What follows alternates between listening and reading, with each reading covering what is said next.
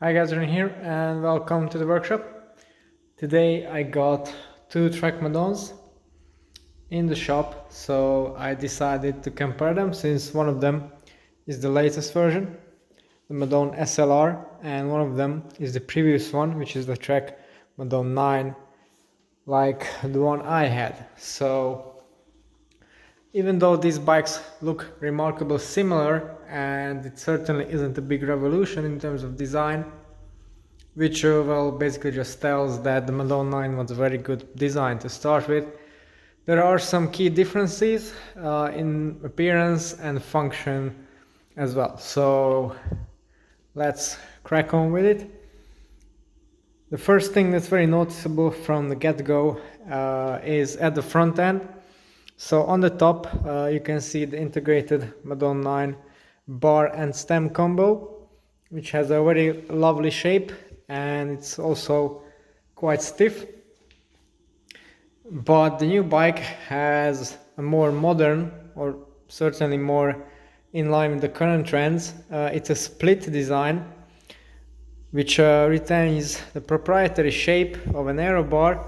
It's still fully integrated, but it allows you to tilt the bar 5 degrees either way.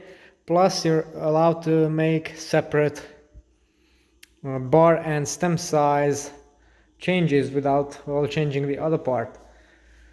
What has been retained though is the ability to alter the stack without changing the cable routing of the bike, so you can still put regular headset spacers like here on top of the bar if you find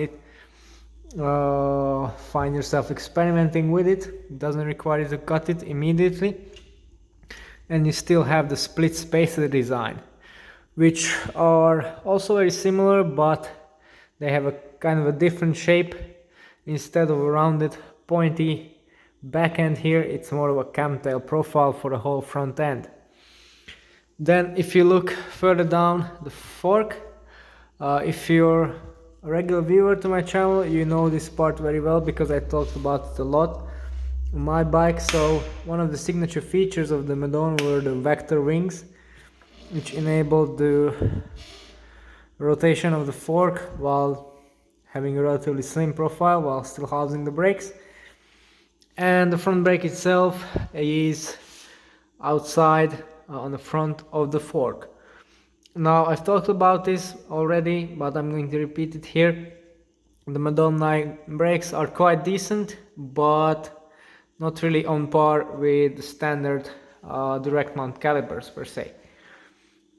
So moving back to the SLR, this is where the change is really significant, because the fork has a much deeper section here, still camtail, so the profile is relatively similar but much deeper. The brake is actually housed in the back, still a center pull wedge operated design, but much more refined, much better cable pull, also much more shielded, so a cleaner front end possibly, gaining some watts here and there in the aerodynamics.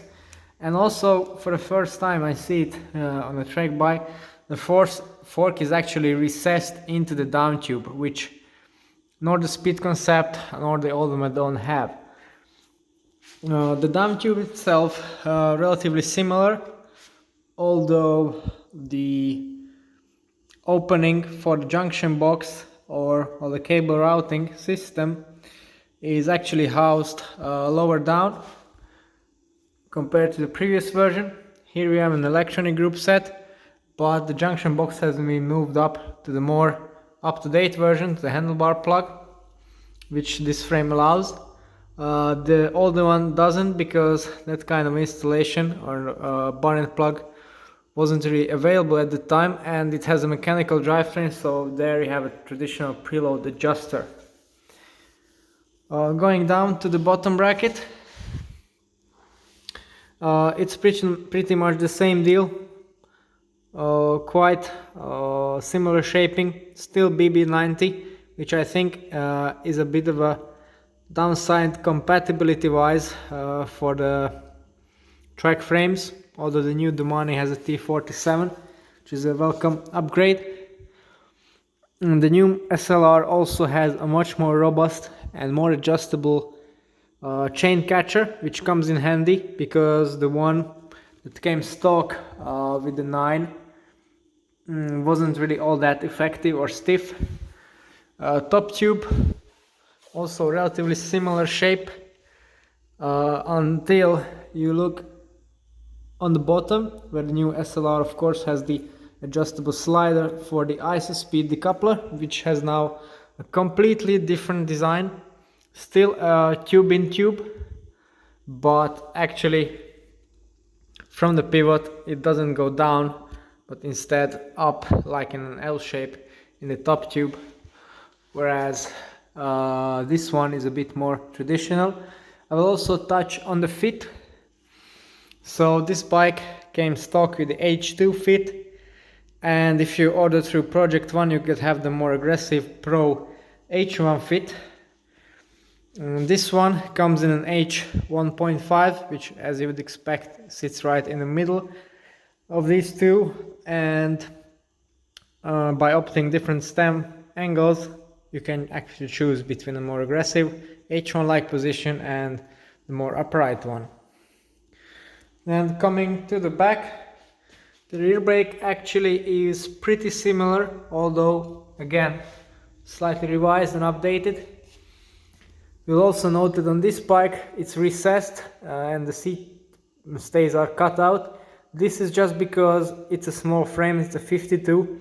On the 54 it's kind of a normal design. And going to the back of the bike, if you compare the two, the shaping and the design are relatively similar. So this new Madone promises to be more comfortable, more adjustable, easier to maintain, and slightly faster. So if you look at the bike itself, I think these are very much believable claims. And also as a side note, this is one of the very few modern air bikes that you can still get in the rim brake version. It's certainly a stunner in terms of looks, but actually both are. This has a more stealthy black finish, and if you would like one of those, then you're in luck because both of these are on sale through my website or my Instagram. So if you're interested, let me know one of these ways. Okay, so this was a short comparison between the two latest generations of the Trek Madone, a bike that is really popular and highly claimed in the reviews, which I can attest to based on my experience. If you want to see more about the bikes that I work on and use myself, then don't forget to tune into the channel and subscribe. Thanks for watching, and see you next time.